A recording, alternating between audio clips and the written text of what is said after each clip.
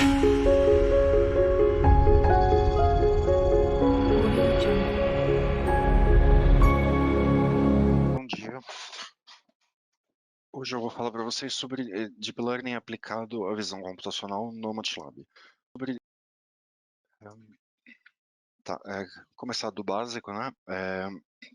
Bom, redes neurais clássicas, não necessariamente para processamento de imagem, se baseiam no Perceptron. O Perceptron é esse modelo matemático onde você entra com o seu vetor de dados X.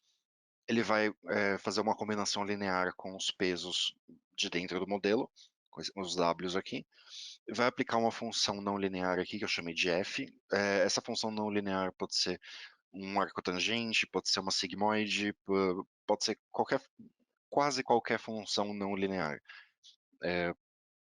E ele vai produzir uma resposta, uma predição aqui em cima em cima dos seus dados. Isso é um processo de forward propagation, onde ele pega o dado e vai produzir uma predição. E como que ele se treina? Deixa eu tirar isso da frente. Como que ele se treina? Ele vai comparar essa predição com um valor real que você tem na sua tabela, e com esse erro ele vai calcular os gradientes do erro em relação aos pesos internos, e com esses gradientes ele consegue corrigir lentamente esses pesos, dando pequenos passos é, controlados aqui pela taxa de aprendizado, na direção que diminui o erro. Esse processo chama de backpropagation. Todos os modelos baseados em redes neurais usam desse princípio, só que incluem várias outras coisas. Por exemplo, você não precisa se limitar a uma única camada, você pode ter várias camadas. No caso, se chamam de fully connected no jargão de Deep Learning, contendo vários neurônios, várias dessas estruturas de perceptron em cada uma delas. E vai funcionar da mesma forma. O seu X vai ser passado para cada um dos perceptrons, cada um vai gerar uma predição entre aspas, que vai ser passada para os perceptrons da camada seguinte, até chegar na camada final de saída, que vai dar uma predição de verdade do valor que você quer.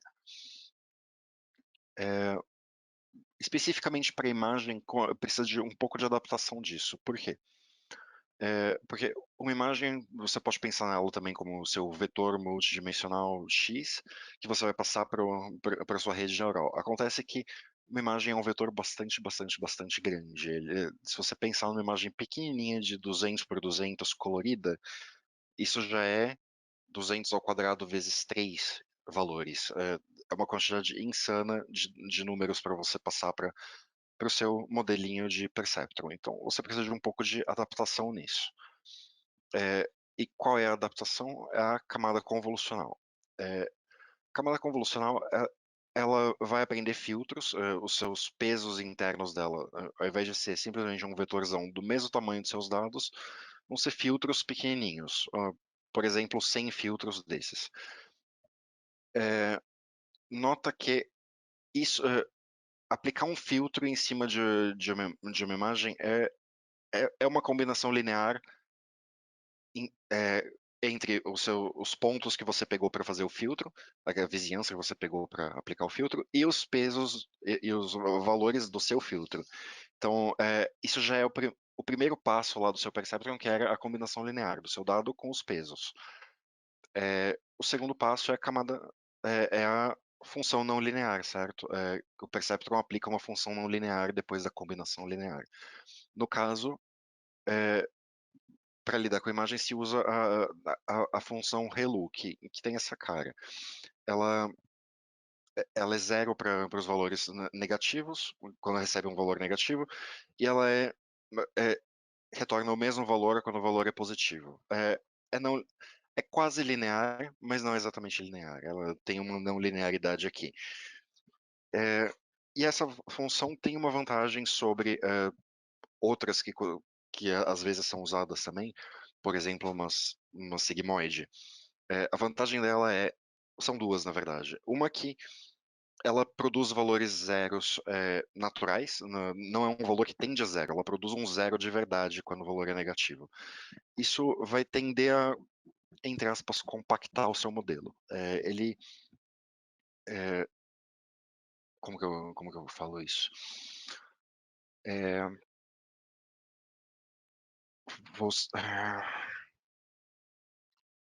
bom, aqui eu teria que entrar um pouco no detalhe matemático da coisa, não vale muito a pena. Mas você aumenta a esparsidade do-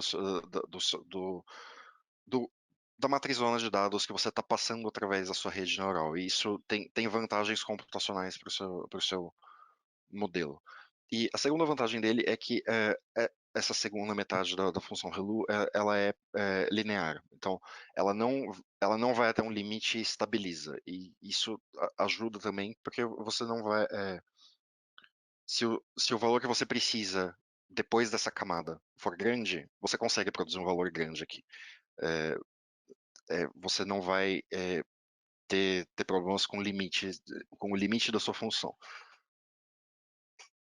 É, depois da camada ReLU, geralmente se coloca algumas outras camadas utilitárias que são basicamente usadas para você diminuir a sua amostra, fazer downsampling dela, por exemplo, com uma camada max pooling, que vai pegar uma vizinhança, calcular o máximo e retornar o valor.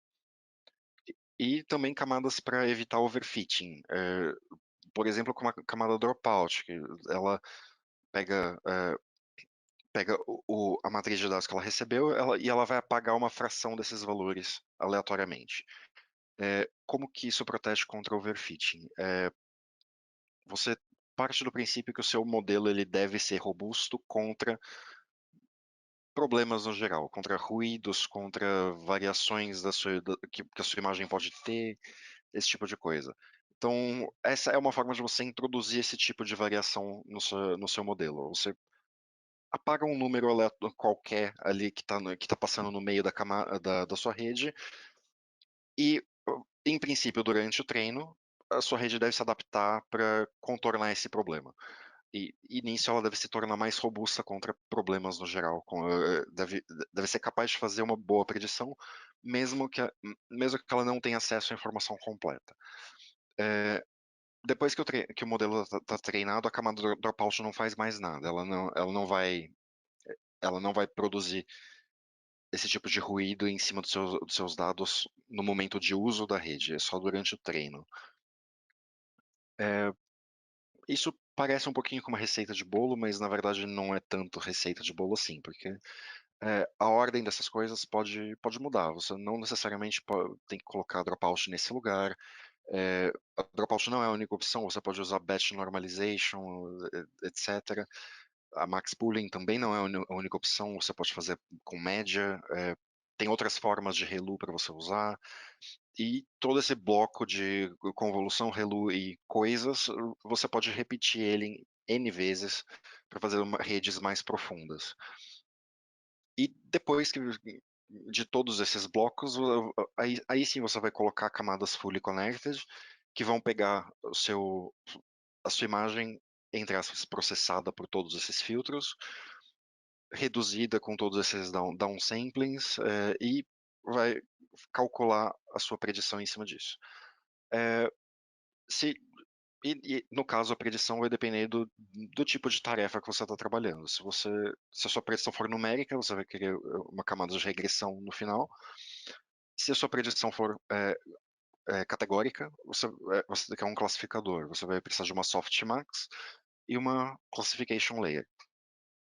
Softmax é basicamente uma normalização do que chega nela para transformar as coisas em probabilidades. Probabilidade de cada classe do seu problema.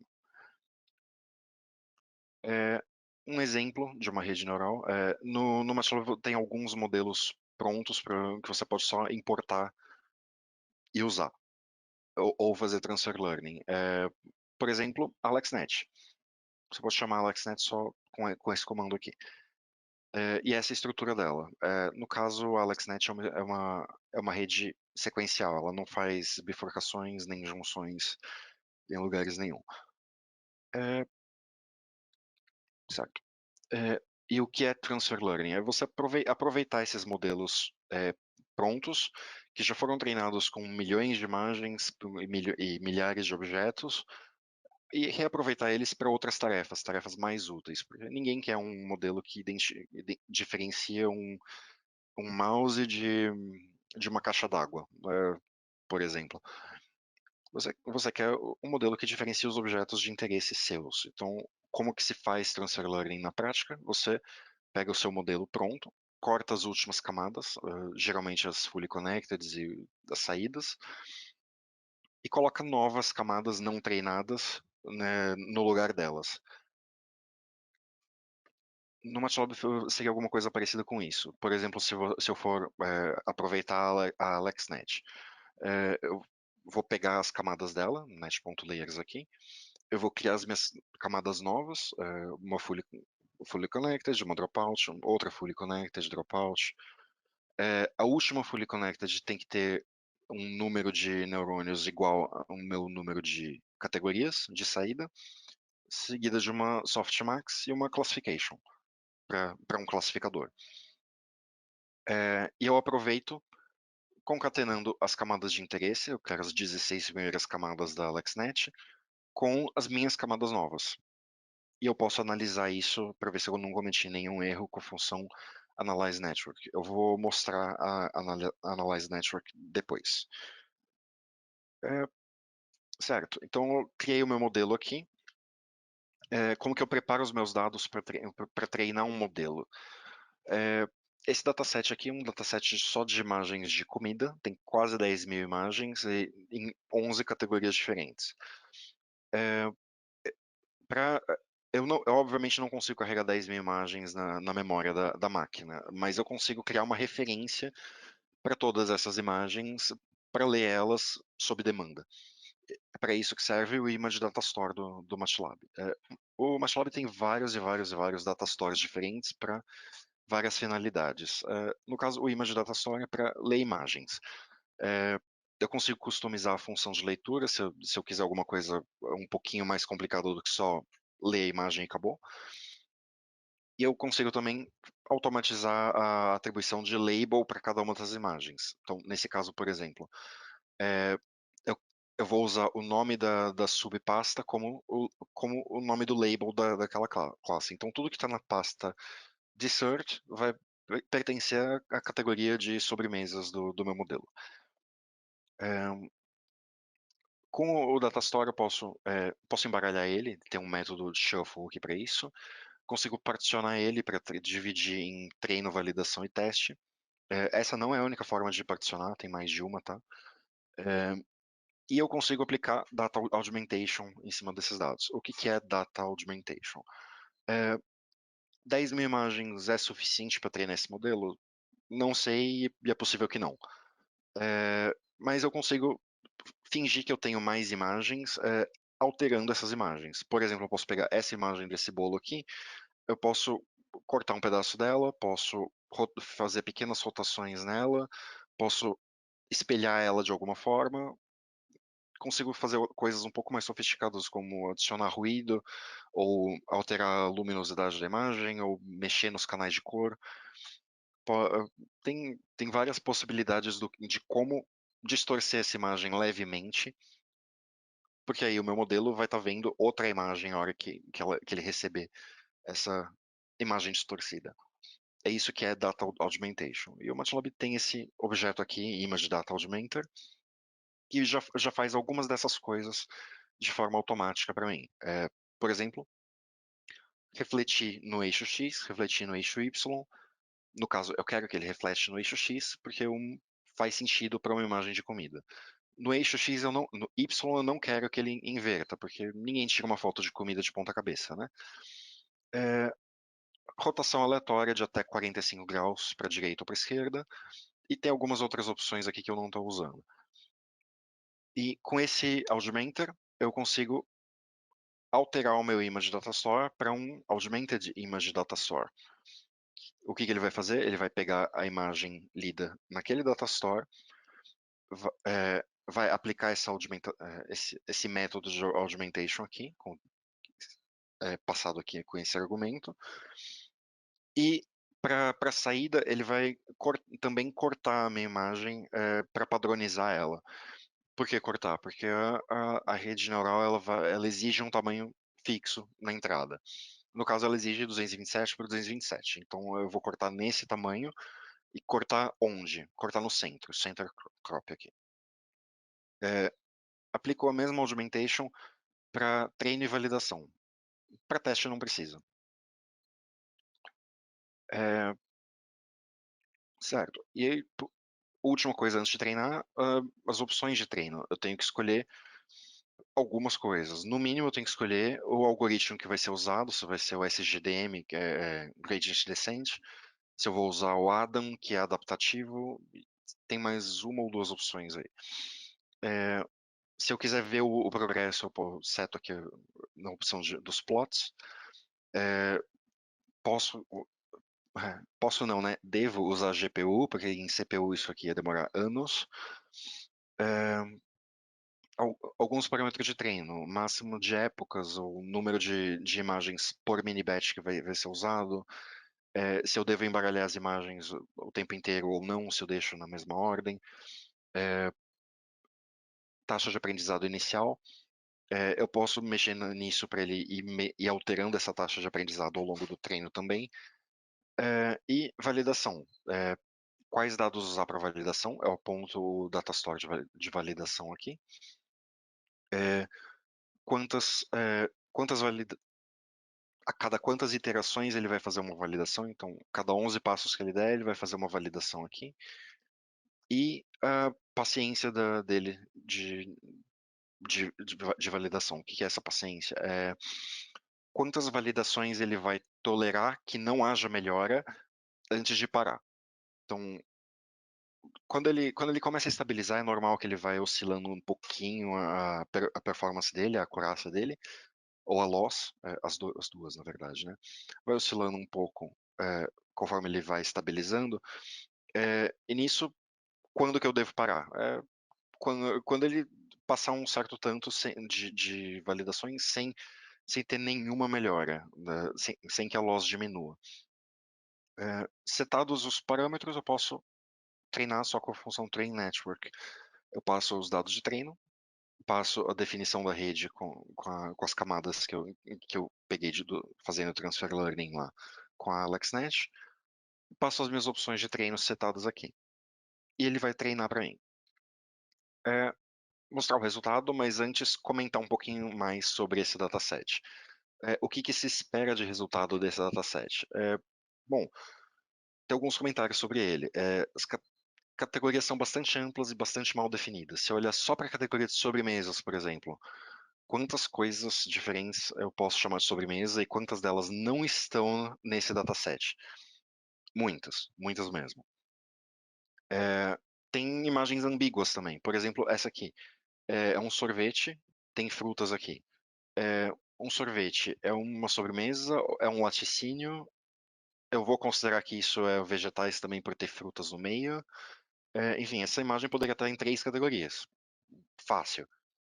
E não é a única. Tem pratos com peixe e salada, por exemplo. Isso é carne ou é vegetal? É, e aqui eu também já mencionei, né? A base possivelmente incompleta.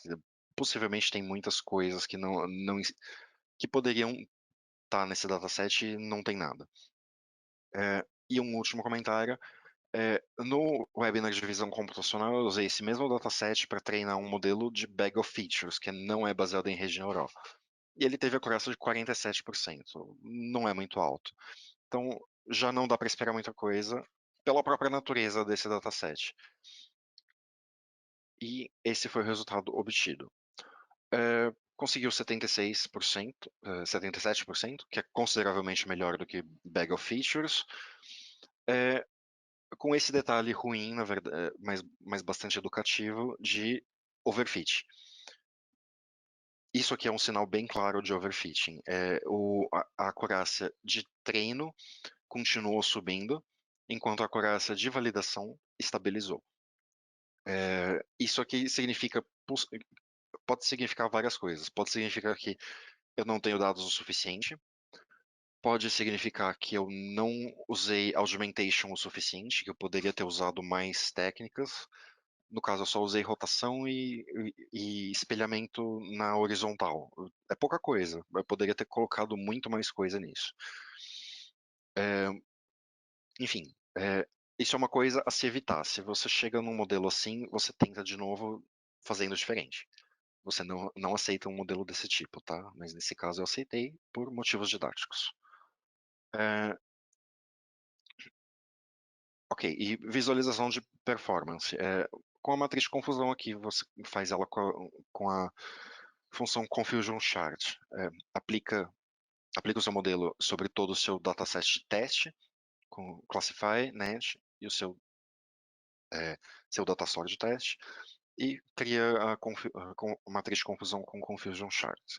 E dá para ver aqui quais categorias ele acertou melhor, quais ficou meia boca, quais ficou bem ruim.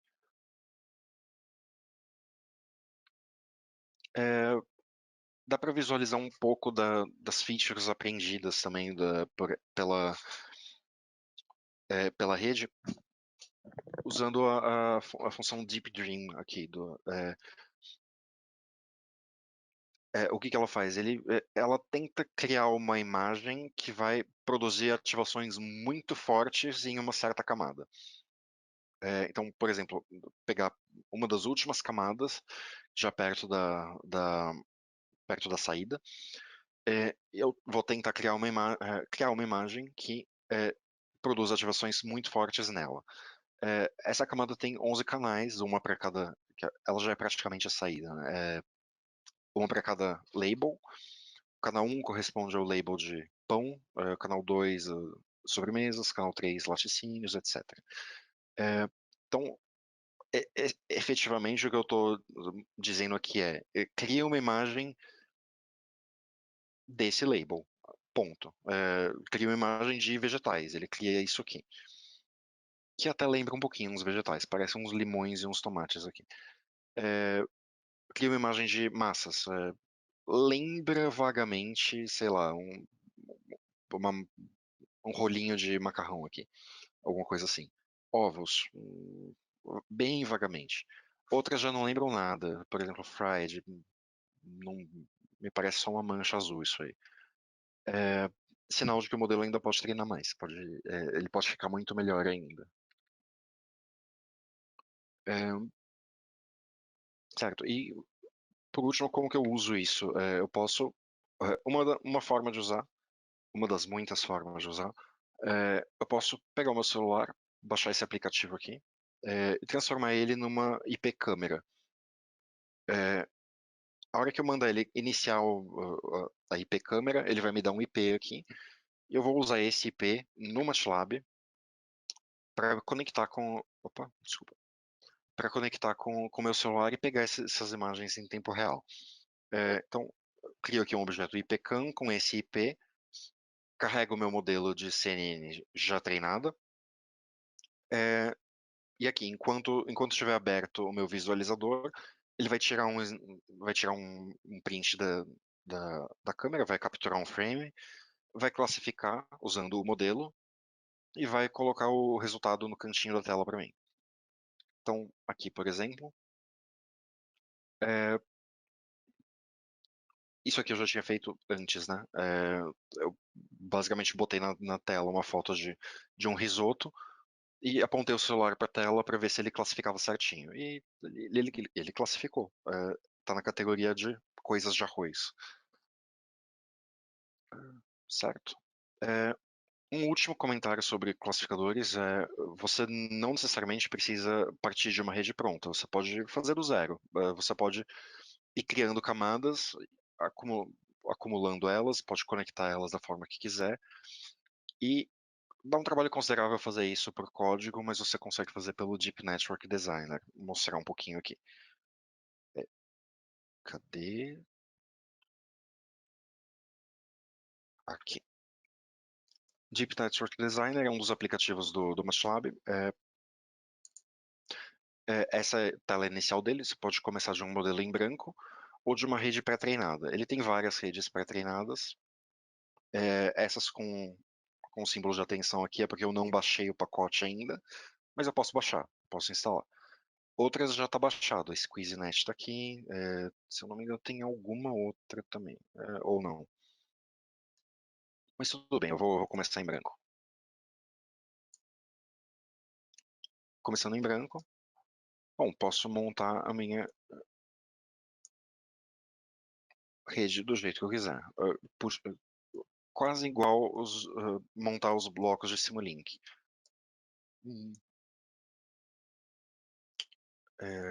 Convoluções com Relu. Não, por exemplo, Max Pooling.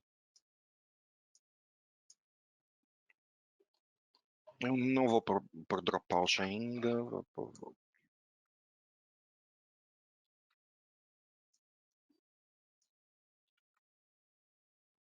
Tá. Posso alterar parâmetros internos aqui, por exemplo, 32 filtros 3x3, sei lá, aumenta um pouquinho, ou muda o tamanho dos filtros, que eu vou deixar. Max Pooling de 5x5, extrai de 1, ok.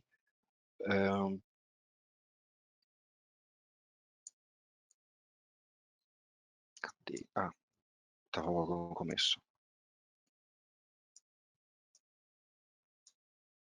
Fully Connected, 2024.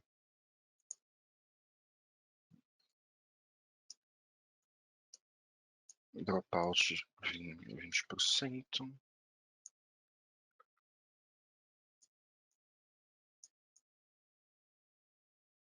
Aquele modelo tinha 11 classes, né? Então aqui não precisa de uma dropout.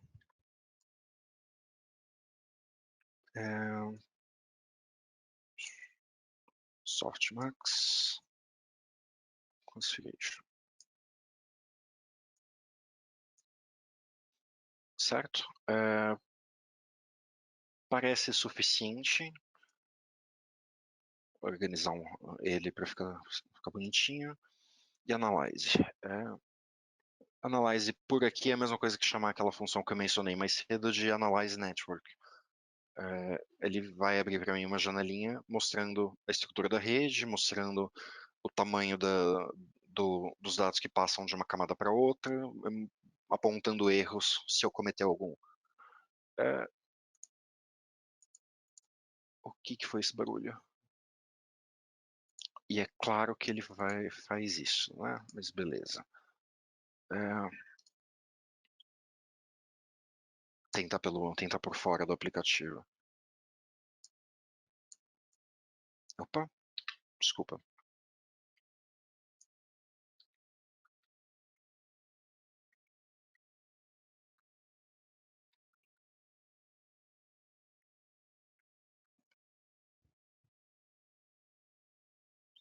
Ele deu erro porque ficou. Tem alguma coisa muito grande aqui, tá.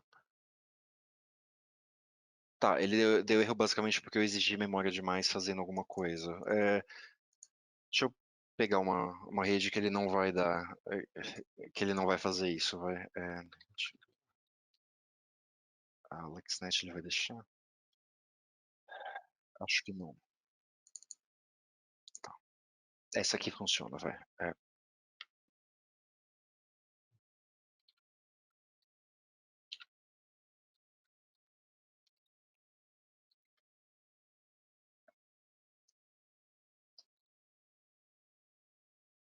Tá.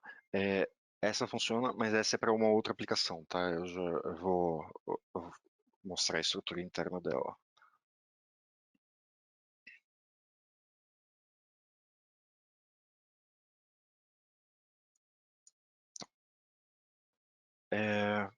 Isso é uma outra rede. Cada pontinho aqui é uma camada de alguma coisa e as conexões entre elas. Essa rede aqui, na verdade, é para segmentação semântica, que é classificação pixel a pixel e não para uma imagem inteira. E aqui toda, que nem eu tinha falado, o tamanho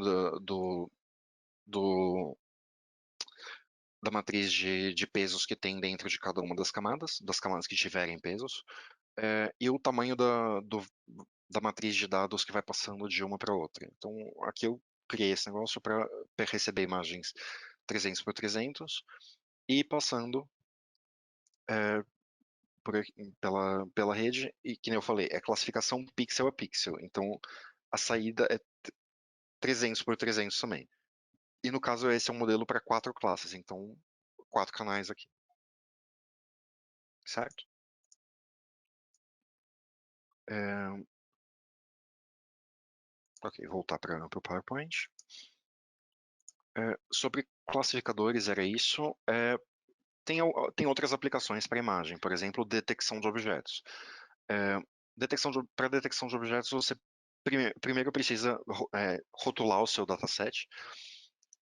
Você pode fazer isso com o Image Labeler ou com o Video Labeler do MATLAB. Esse aqui é um print do Video Labeler. Você consegue nele carregar um vídeo, apontar onde estão alguns objetos em um frame, e ele tem a vantagem que você consegue mandar ele automatizar um pouquinho, e ele vai tentar seguir esse objeto em alguns dos frames seguintes. Então você não precisa apontar o mesmo objeto em todos os frames. Você consegue apontar em alguns e automatizar, semi-automatizar o processo. Ele vai te retornar o seu dataset de treino. Ele vai picar o seu vídeo em frames e para cada frame ele vai te dar os seus labels, entre aspas. E o que é esses labels? Cada um dos tipos de objeto que você tem que encontrar vai ser uma coluna, né, as classes a detectar aqui. E para cada imagem ele vai retornar uma matriz n por 4. N quantos objetos tem na imagem, por 4 porque é uma bounding box. Uma bounding box é definida dessa forma: xy, largura, altura. Então, por exemplo, para essa imagem, as caixinhas que correspondem ao time 2 estão aqui, né, definidas dessa forma. Aí você vai precisar definir uma rede neural para você treinar um detector. Ele é ligeiramente diferente de um classificador. Nessa técnica aqui, tem mais de uma, você parte de um classificador, define um classificador pequeno, com uma entrada pequena e filtros pequenos, bastante importante isso, porque esse é um modelo que no fim das contas vai ser pesado, porque ele vai ser rodado muitas vezes em cima da imagem, e que produza N mais uma classe de saída. No caso, eu tenho 3 classes: o time 1, o time 2 e o juiz. Então, eu preciso de 4 classes. O que é a quarta? É o nada.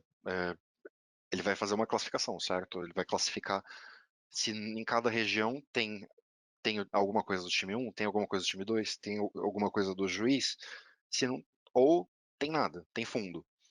Para isso, essa classe adicional. E ele vai fazer um treinamento com essa rede em 4 estágios. Para cada estágio, você pode especificar training options diferentes ou a mesma.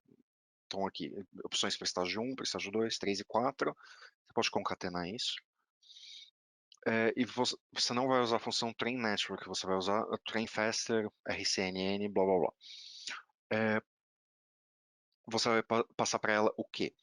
A sua tabela contendo a sua associação lá de imagens e bounding boxes de cada classe, aquela sua estrutura de uma rede pequenininha, as suas opções dos 4 estágios e alguns parâmetros a mais de detecção. Como que vai funcionar isso? Ele vai no primeiro estágio, ele vai treinar aqui uma Region Proposal Network baseada nessa estrutura, que o que ela tem que fazer? Ela tem que propor que regiões potencialmente têm as coisas que eu quero encontrar. Ela vai propor uma área lá para você rodar a sua rede de verdade, que vai ser a CNN de classificação, que vai dizer o que tem naquela área de fato. Então, que nem eu tinha falado, esse modelo ele não é muito rápido, exatamente porque ele vai rodar um classificador muitas vezes em cima da sua imagem. Tá? em cima da mesma imagem. Ok, treinado daquela forma, foi treinado com uma quantidade muito, muito pequena de imagens, só 24 frames de um vídeo de um certo jogo de rugby. Depois para aplicar, você aplica com a função detect. Detect com o seu modelo treinado aqui, que eu chamei de detector, em cima de uma imagem, ele vai retornar esses três parâmetros: a bounding boxes, as caixinhas contendo os objetos detectados, as probabilidades de cada classe e a classe e a classe contida em cada caixa, certo? E esse é o resultado em cima de um trecho do vídeo. Só com 24 imagens de treino, ele pega decentemente o time 1, apesar de ter errado ali com a placa do Bradesco que tem as mesmas cores. Vou voltar um pouco. O juiz ele não tá pegando, possivelmente porque só tem um ou dois juízes e um monte de jogadores dos times. E o time 2, ocasionalmente, ele pega alguma coisa, mas ele tá bem deficiente ainda. Então, para um modelo treinado com quase nada, até que ficou bem decente. É, comentário paralelo, né? Esse é um modelo Faster ele chama Faster RCNN.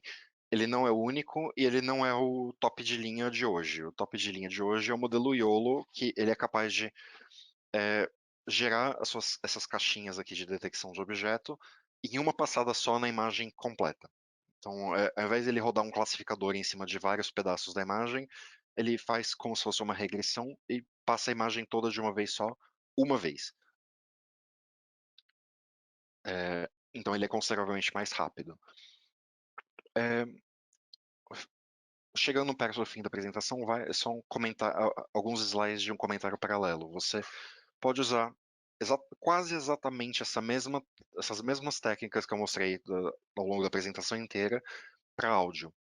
Você não precisa necessariamente usar isso para imagem.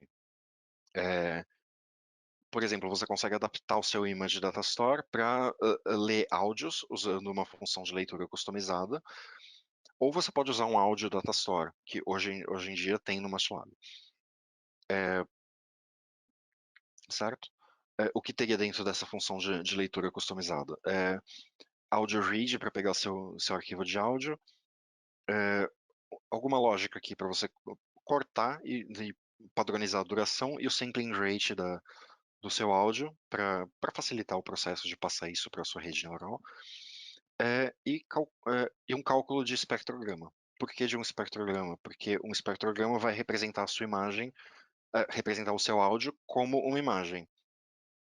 Em um eixo vai estar frequência, no outro eixo vai estar tempo, e você tem aqui uma imagem representando, sei lá, 20 segundos de uma música do Pearl Jam. E o que você consegue fazer com isso? Tudo. É, só de olhar três músicas completamente diferentes, você percebe. Só de olhar, você já percebe que tem diferenças a serem pegas aqui por um modelo.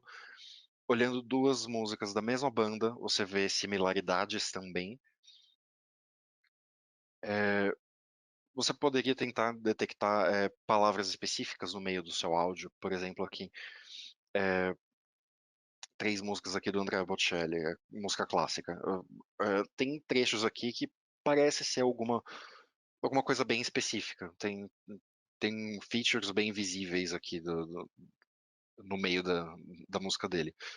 Pode ser alguma daquelas micagens de voz que fazem em ópera, ou pode ser uma palavra específica. Enfim, tem dá para brincar bastante com isso também com áudio, não só com imagem. Então, abrir espaço para perguntas agora. É,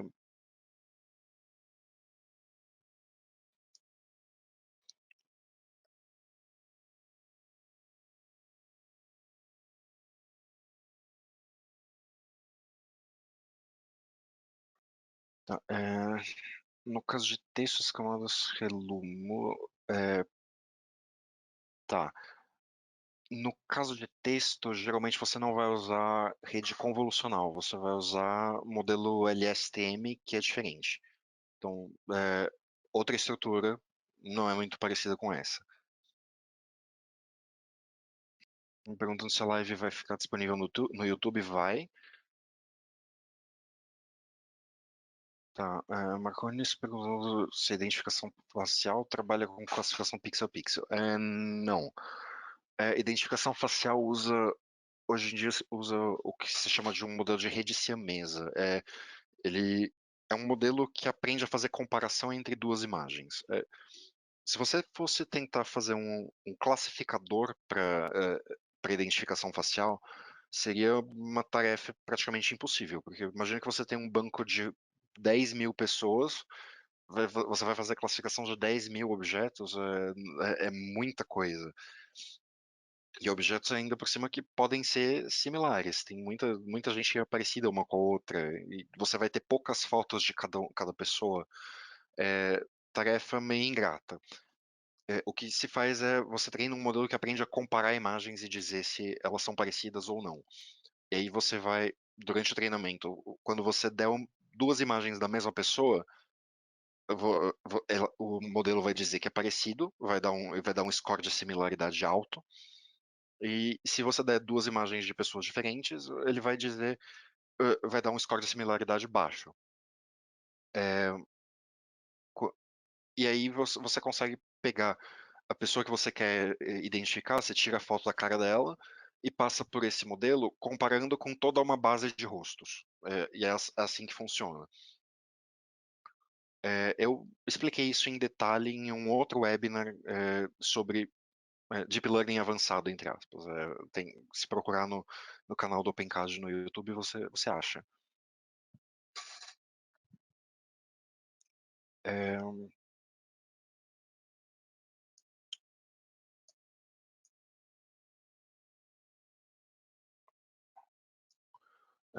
o Gu perguntando se o MATLAB tem suporte a YOLO. Tem.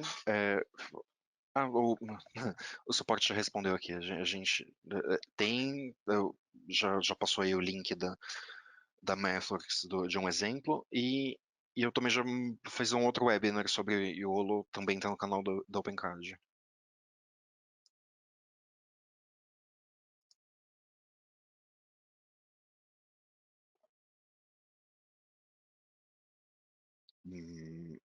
Ideia de como usar Deep Learning na área agropecuária. Eu até tenho algumas ideias. Eu já vi gente tentando fazer reconhecimento facial em animais para identificar cada um deles. Já vi usar também para detecção de animais e contar animais em um pasto, por exemplo. Tem como fazer. Mas assim, de forma tão ampla, uma pergunta tão ampla, não tenho ideia do que pode ser útil para você.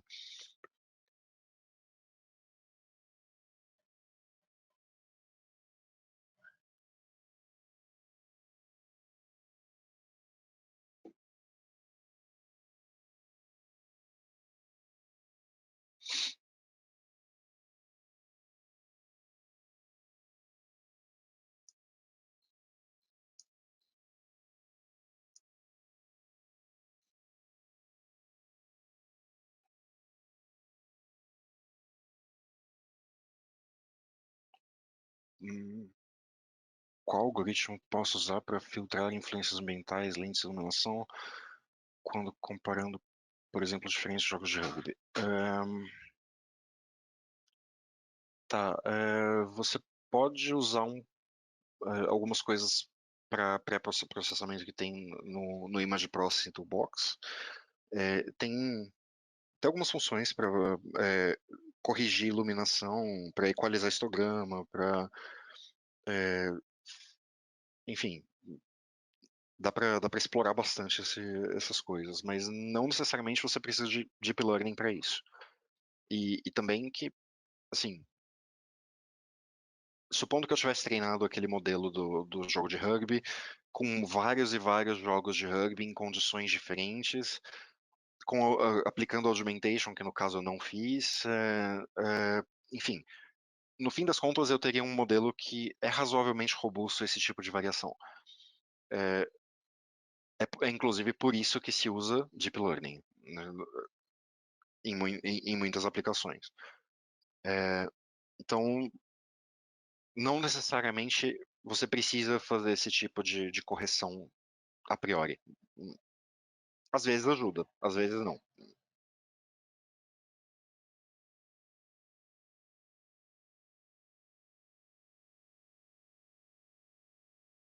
Ah, pedindo para explicar como exportar um modelo de rede neural. Tá. Depende como que você quer exportar. Se você for usar ainda dentro do MATLAB, você pode só salvar ele em formato .mat, do mesmo jeito que você salva qualquer variável. Usando lá save, dá um nome para o modelo e salva a sua variável. Se você for usar em Python, você pode exportar com... qual é a nova função? Export... Deixa eu tentar caçar aqui. Export...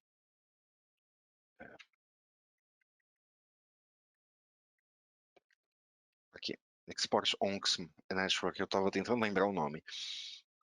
ONCS é um formato genérico para exportar redes neurais. O Python consegue importar depois uma rede que tiver em formato ONCS. Ou o MATLAB consegue importar uma rede do Python que estiver em formato ONCS. Bom, é dessa forma que você pode dar uma olhada na documentação depois.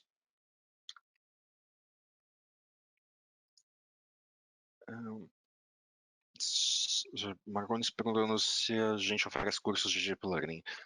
Sim, a gente tem treinamento de Deep Learning e no site da Mathworks também tem o Deep Learning on Ramp, que é um curso curto, sei lá, acho que 2 horas no máximo, que é introdutório para Deep Learning de graça.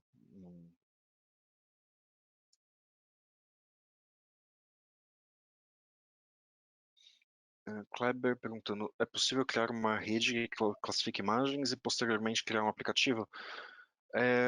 Dá. Depende do que você chama de aplicativo. Se for um mobile, você vai ter que escrever o aplicativo, por exemplo, no Android Studio, por exemplo. E no Android Studio você vai ter que importar código C. No caso, esse código C vai ser o seu modelo que você vai exportar na forma de realmente criar um aplicativo. Para você poder aproveitar dá. Isso se você estiver falando de aplicativo mobile. Se você estiver falando de aplicativo do MATLAB mesmo, é bem mais fácil. Você pode fazer um aplicativo com o App Designer e simplesmente aproveitar a sua rede dentro dele. Bom,